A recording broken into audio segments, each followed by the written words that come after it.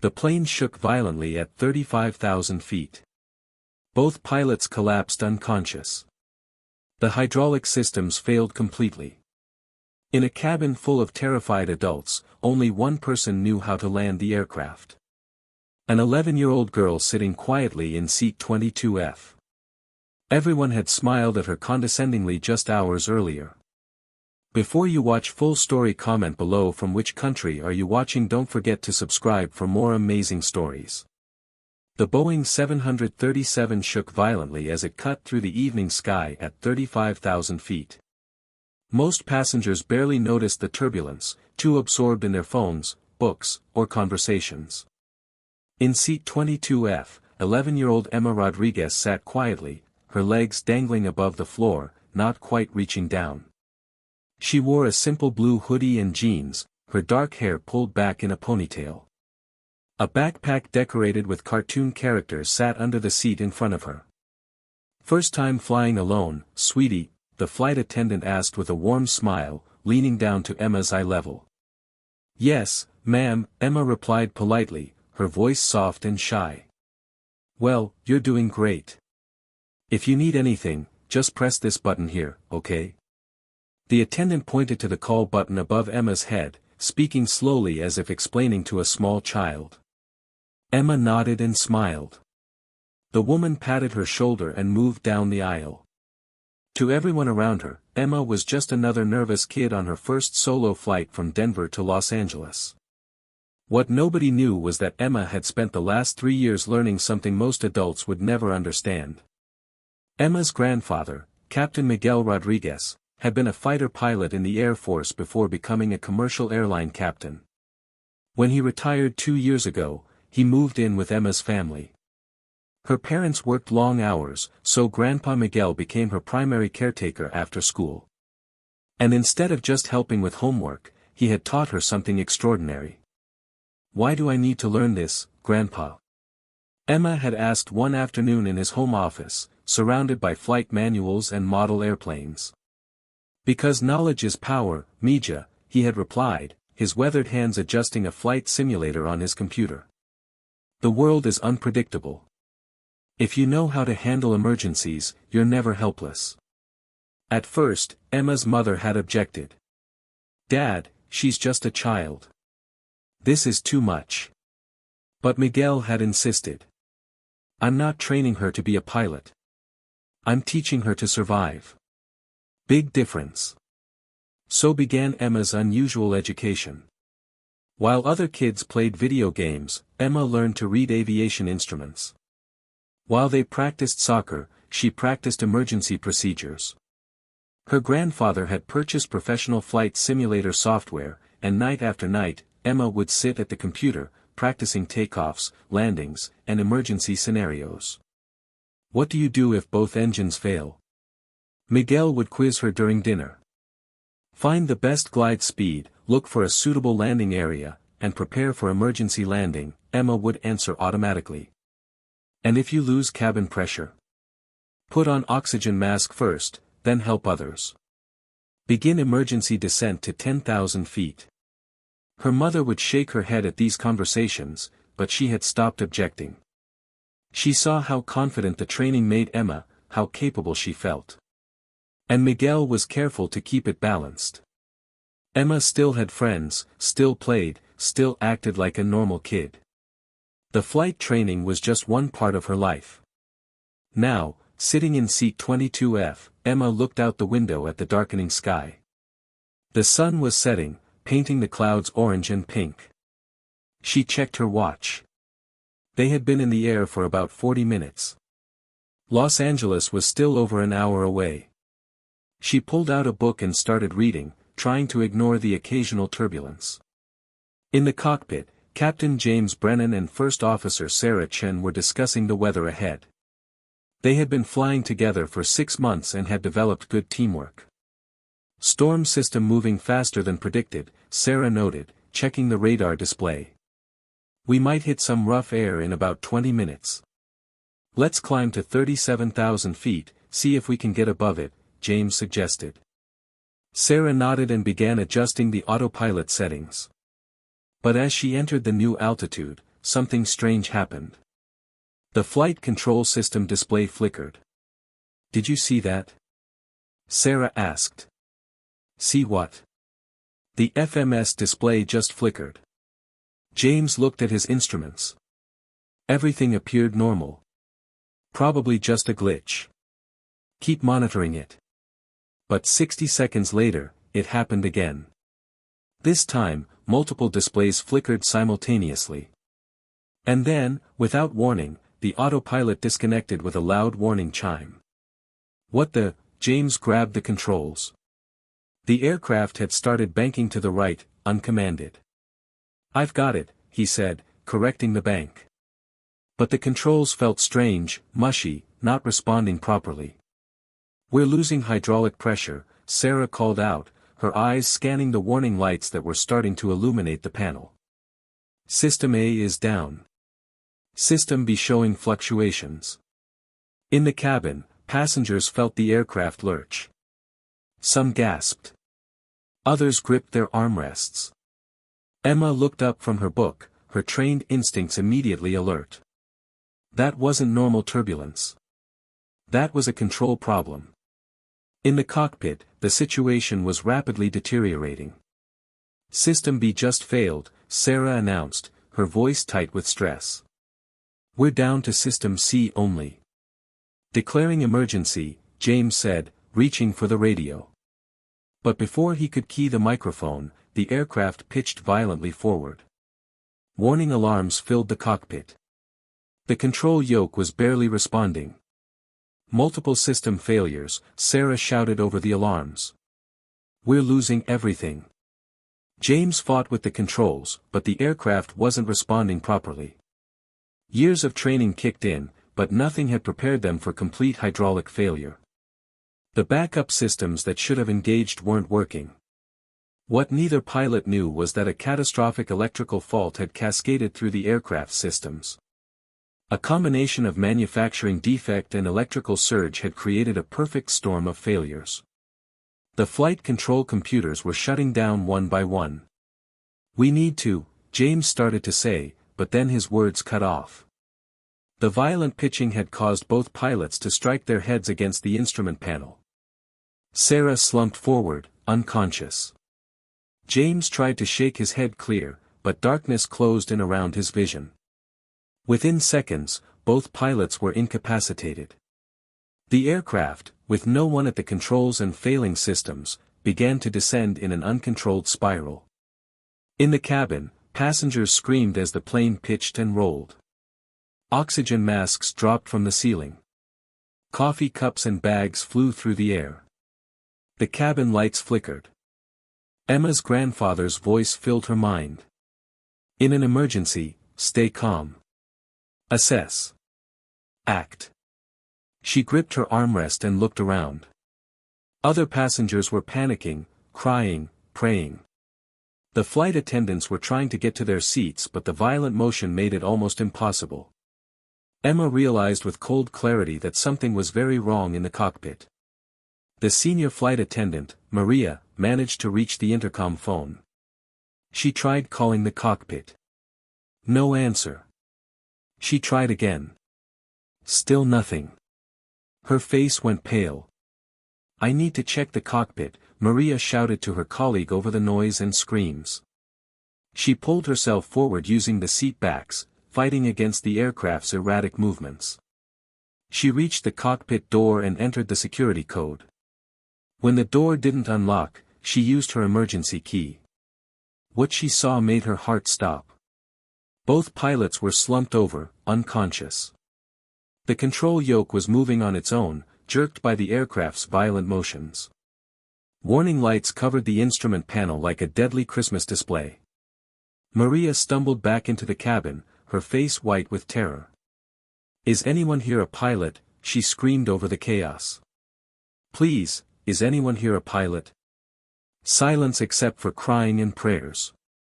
"Anyone with any flight experience at all?" A man in first class stood up shakily. "I flew small planes 20 years ago, but I..." "Please come forward," Maria begged. Emma watched this unfold. Her heart was pounding. Her hands were shaking. She was 11 years old. Who would listen to her? But her grandfather's words echoed in her mind, if you have knowledge that could save lives, you have a duty to use it. Emma unbuckled her seatbelt and stood up. Excuse me, she called out.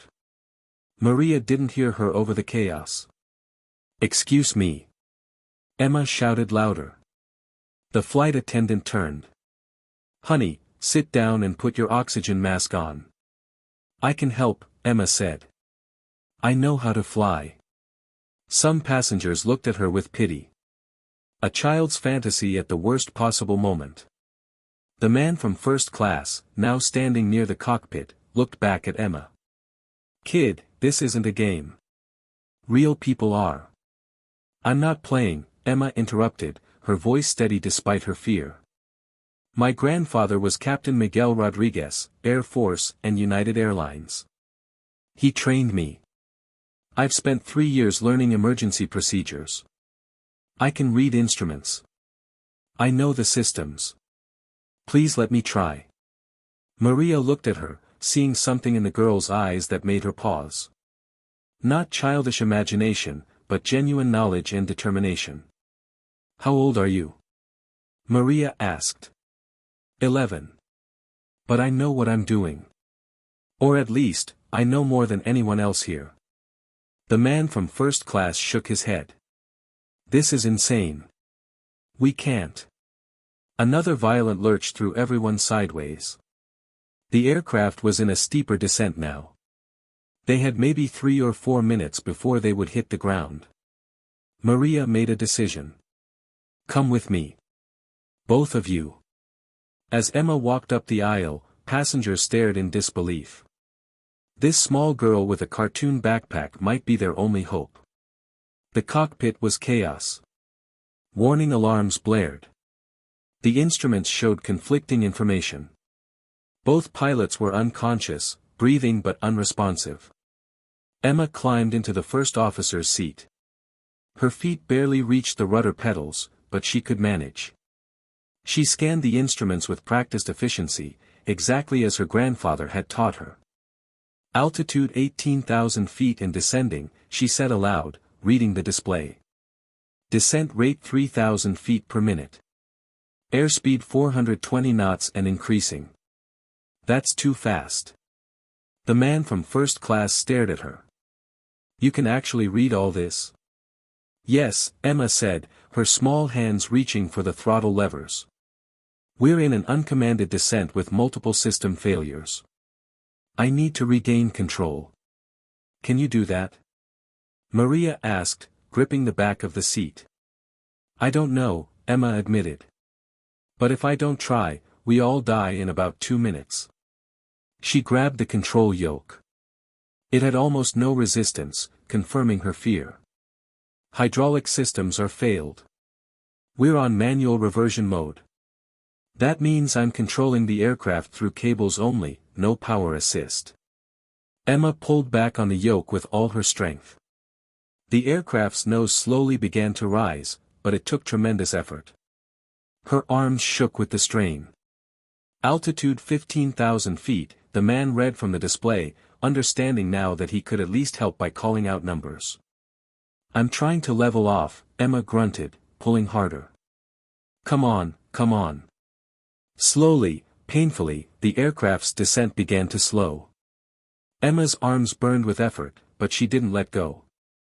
Her grandfather's training had included scenarios exactly like this. She knew that in manual reversion mode, the aircraft would fight her, but it would respond if she was persistent. Altitude 12,000 feet, descent rate decreasing. Good, Emma breathed. I'm getting it. With one final pull, she managed to level the aircraft. The nose came up, the violent descent stopped, and suddenly they were flying straight and level at 11,500 feet. For a moment, everyone in the cockpit just breathed. You did it, Maria whispered. Oh my God, you actually did it. We're not safe yet, Emma said, her voice showing the strain. I'm flying this thing manually with no hydraulic assist. My arms are already tired. I can't hold this for long. What do we need to do? The man asked. What's your name? Emma asked. Tom. Tom Bradley. Okay, Mr. Bradley. I need you to sit in the captain's seat and help me. Can you do that? Tom carefully moved the unconscious Captain Brennan to the side and sat down. What do you need? Read the instruments when I ask. Call out anything that looks wrong.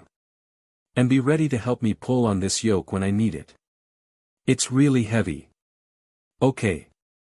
I can do that. Emma looked at the navigation display. We need to find an airport. Fast. I can't hold this aircraft level for more than maybe 30 minutes. My arms will give out. She studied the display, recognizing the interface from her simulator training. We're over Colorado still. Denver is behind us. Grand Junction is ahead but too small for this aircraft. Las Vegas is possible but far. Where's the nearest major airport? Tom looked at the display. I don't know how to read this. Emma pointed. That symbol there is us. These are airports. I need to find one that's close and has long runways. She made a decision. Albuquerque. It's ahead and south. Big airport, long runways. That's our best option. How will you get us there? Maria asked. I'll turn us toward it and try to maintain altitude and heading. When we get close, I'll attempt a landing. Attempt? Maria's voice rose in pitch. I've never landed a real aircraft, Emma admitted. Only simulators. But it's our only chance. She pushed on the right rudder pedal and pulled the yoke right, fighting against the stiff controls. Slowly, the aircraft began to turn. I'm turning to heading 180, due south toward Albuquerque, Emma announced. Mr. Bradley, watch the altitude. Tell me if we start climbing or descending. Altitude holding at 11,500 feet, Tom called out. The turn took forever. Emma's small arms strained against the heavy controls. Sweat beaded on her forehead. But finally, the aircraft was pointed south. Heading 180. I'm going to hold this as steady as I can. Maria went back into the cabin to try to calm the passengers. She announced that the situation was under control, though she wasn't sure if that was true. She didn't mention that an 11-year-old girl was flying the aircraft. In the cockpit, Emma fought to maintain control. Every few seconds, the aircraft would try to bank or pitch, and she would have to correct it. Her arms ached. Her shoulders burned. But she didn't let go. How long to Albuquerque? She asked. Tom looked at the navigation display. I think, maybe 40 minutes. I can do 40 minutes, Emma said, though she wasn't sure she could. Already her muscles were screaming. Time crawled by. Emma made constant tiny corrections, fighting the aircraft every second. Tom called out altitude and heading, helping her maintain course. The man had no flight training, but he could read numbers, and that was enough. 20 minutes passed. Then 30. Emma's arms felt like they were on fire. I need help, she said. Mr. Bradley, put your hands on the yoke. When I count to 3, help me pull back.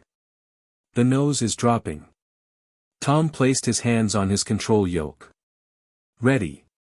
1, 2, 3, pull. Together they pulled, bringing the nose back up. Thank you, Emma gasped. We might need to do that again.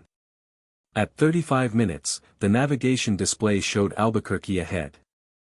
I can see the city, Tom said, looking through the windshield. I need to descend and find the airport, Emma said.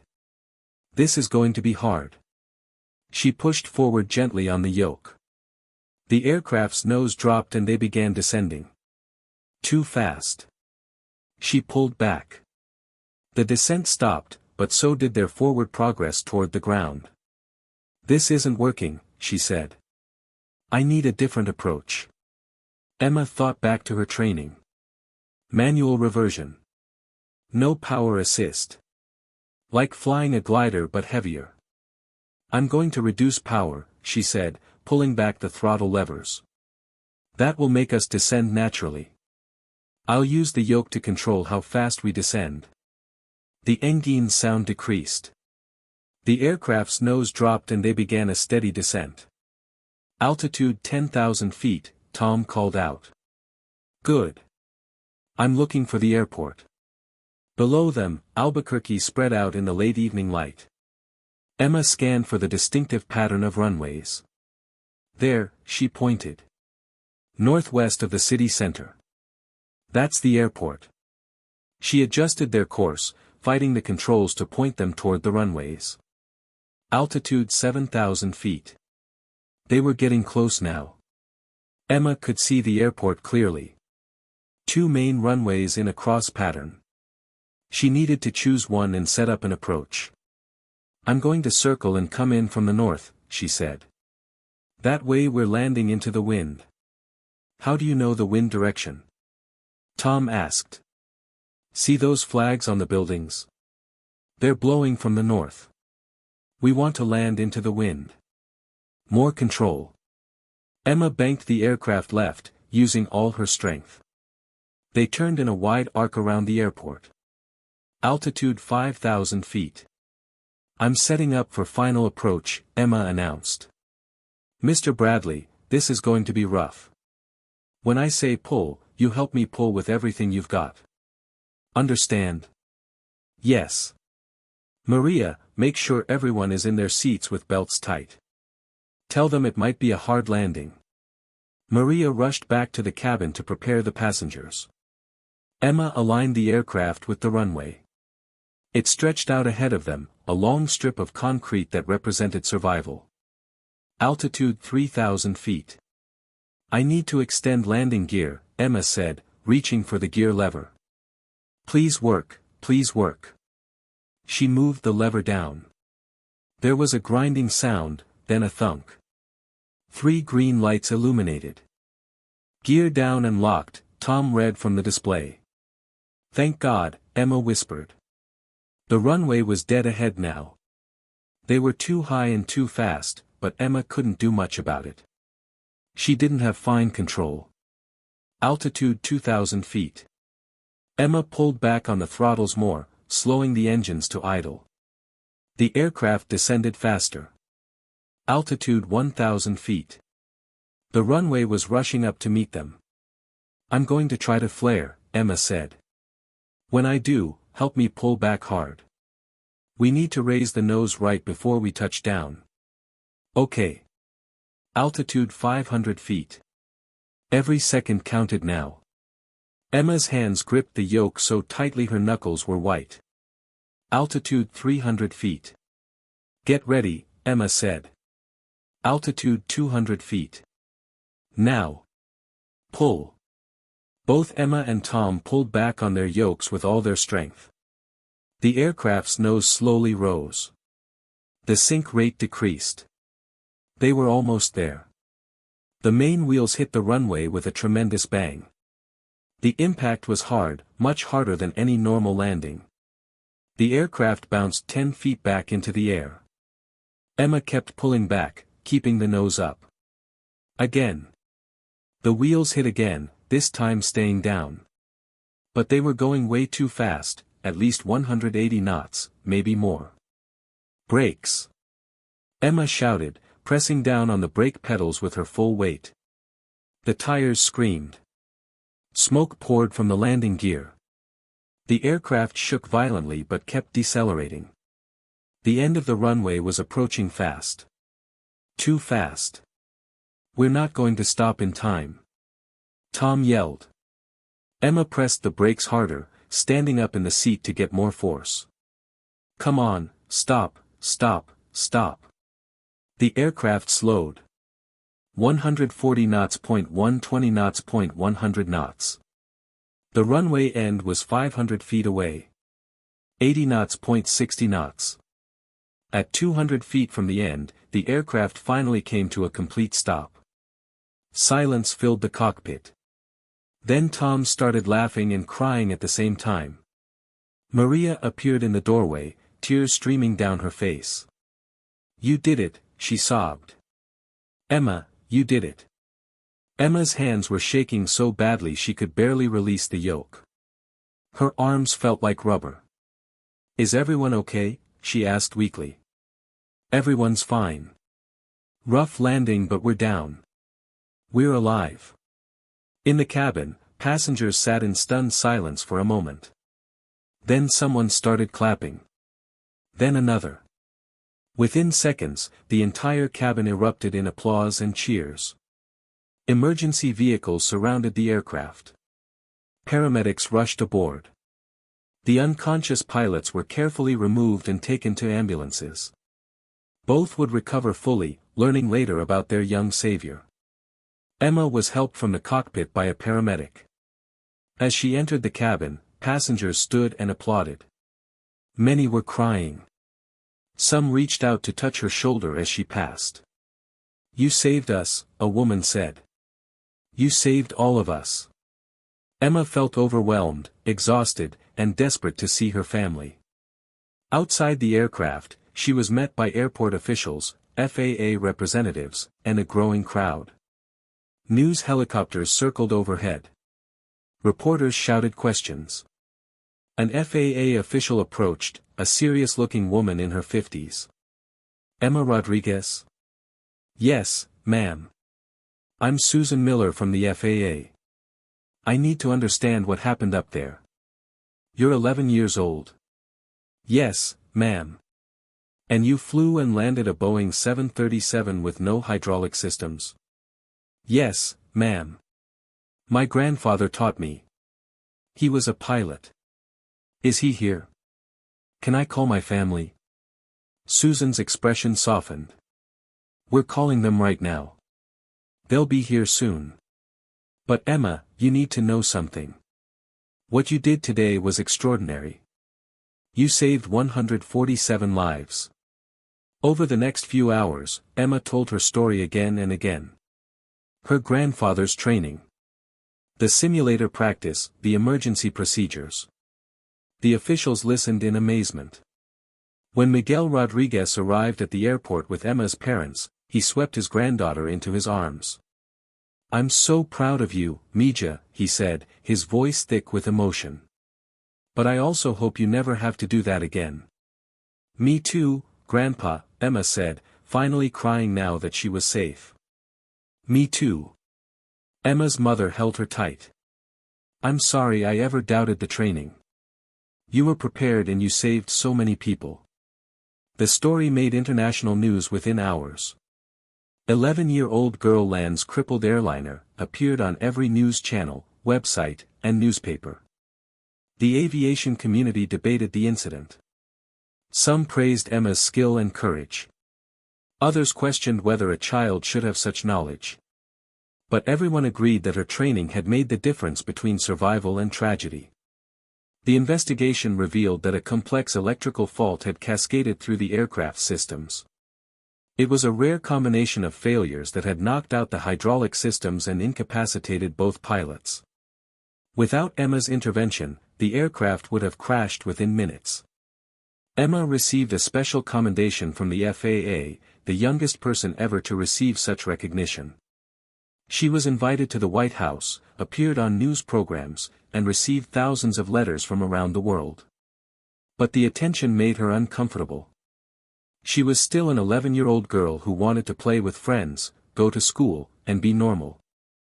6 months later, Emma sat with her grandfather in his home office, surrounded by the manuals and simulator that had prepared her for that day. "Do you want to keep training?" Miguel asked. "You could be a great pilot someday." Emma was quiet for a moment. "I don't think so, Grandpa. I'm glad I knew what to do when I needed to. But I think I want to do something else. Maybe be a doctor or a teacher." Miguel smiled. "That's okay, Mija. You've already proven you can fly. Now you can choose whatever makes you happy." "I just want to be a regular kid again." "Then that's what you'll be." But Emma Rodriguez would never be completely regular again. She was the girl who, at 11 years old, had taken control of a dying aircraft at 35,000 feet. She was the girl who had saved 147 lives through knowledge, courage, and her grandfather's love. And while she might return to regular schoolwork and playing with friends, somewhere inside her would always be the pilot who brought everyone home safely. The story of Emma Rodriguez would be told in aviation circles for years to come. Not as a miracle, but as proof that preparation and knowledge matter. That courage comes in unexpected forms. And that sometimes, the smallest person in the room is the one who saves everyone. Flight attendants would look at young passengers differently after that day, wondering if another Emma might be aboard, quietly carrying knowledge that could one day make the difference between tragedy and triumph. The answer, as the world learned, was that heroes come in all sizes. And sometimes the hands that save lives are small ones that barely reach the controls. Emma stood at the podium in the large auditorium, looking out at hundreds of faces. Aviation students, pilots, instructors, and journalists had gathered for the annual Aviation Safety Conference. She was the keynote speaker, though public speaking still made her nervous. A year ago, I was just a regular kid, Emma began, her voice steady despite her racing heart. I liked drawing, playing with my friends, and watching movies. I still do. But I also had something extra. Knowledge that my grandfather gave me, not because he thought I would need it, but because he believed preparation was a gift. She paused, looking at her grandfather in the front row. He smiled encouragingly.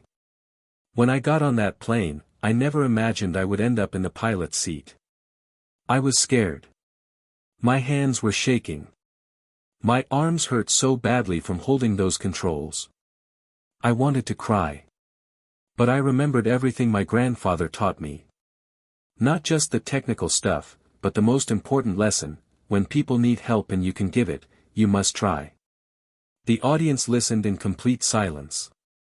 People ask me if I want to be a pilot now. The truth is, I don't know yet. Maybe someday. But what I learned from that experience is bigger than flying. I learned that age doesn't define capability. That knowledge is never wasted.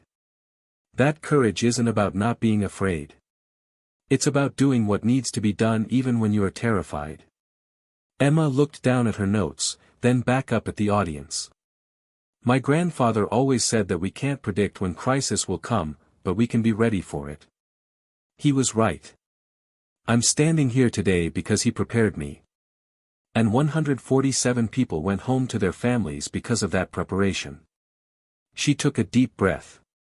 I want to encourage all of you, especially young people watching this, to learn. Learn everything you can. Not just for school or careers, but for life. Learn first aid. Learn how to swim. Learn how things work. Learn problem solving. Because you never know when that knowledge might save a life, maybe your own, maybe someone else's. Maybe many people's. The audience erupted in applause. Emma smiled shyly and stepped back from the podium. Later that evening, Emma and her grandfather sat on the back porch of their home, watching the sunset paint the sky in brilliant colors. You did well today, Mija, Miguel said. I was very proud. I was so nervous, Grandpa. But you did it anyway. That's courage. Emma was quiet for a moment. Grandpa, do you think about what could have happened? If I hadn't been on that plane? Miguel's expression grew serious. Yes, I think about it. And it reminds me that every choice we make matters. Every hour we spent training, every scenario we practiced, it all mattered. Not just for you, but for everyone on that aircraft. Do you think other kids should learn like I did? I think every child should learn something that empowers them. For you, it was aviation. For others, it might be medicine, or engineering, or any skill that could help in an emergency. The specific skill matters less than the mindset. The mindset of preparedness, of responsibility, of courage. Emma nodded, understanding. I'm teaching my younger cousin about emergency procedures now. Basic stuff. What to do in different situations. Miguel smiled. That's good. You're passing it forward. She thinks it's cool that her cousin is famous, Emma laughed. But I keep telling her the fame doesn't matter. What matters is being ready to help when help is needed. Exactly right. They sat in comfortable silence for a while, watching the sky darken and stars begin to appear. You know what's strange, Grandpa? Emma finally said. Sometimes I forget it even happened. I go to school, hang out with friends, do homework.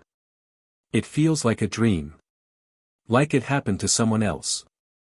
That's normal, Miguel assured her. Life moves forward. You're not defined by one moment, no matter how significant. You're still Emma. Still growing, still learning, still figuring out who you want to be. But it changed me, Emma said quietly. I see things differently now. When I'm on a plane, I notice everything. The sounds, the movements, the procedures that I can't not notice. That awareness is a gift, Mija. Use it wisely. Emma looked at her grandfather. Do you miss flying? Miguel considered the question. Sometimes. But training you, watching you succeed, knowing that my knowledge lives on through you and will help others. That's better than any flight I ever took. You're my legacy, Emma. Not the planes I flew or the missions I completed. You. Emma hugged him tight. I love you, Grandpa. I love you too, Mija. Always. Inside the house, Emma's mother called them for dinner. As they walked inside, Miguel stopped and looked back at the darkening sky one more time. Somewhere up there, planes were flying, carrying people safely to their destinations. Pilots were doing their jobs, passengers were trusting them, and life was continuing as normal. But now, because of one 11-year-old girl and one grandfather who believed in preparation, the world knew that heroes could come from anywhere. That knowledge was power. That age was just a number when courage and training met necessity. And in homes across the country, other grandparents, parents, and teachers were having conversations with children about learning, about preparedness, about being ready to help when help was needed. Emma Rodriguez had not just saved 147 lives that day. She had sparked a movement. A reminder that we all have the capacity to be heroes if we prepare ourselves, stay calm in crisis, and act when action is needed. The small girl from seat 22F had taught the world a lesson they would never forget.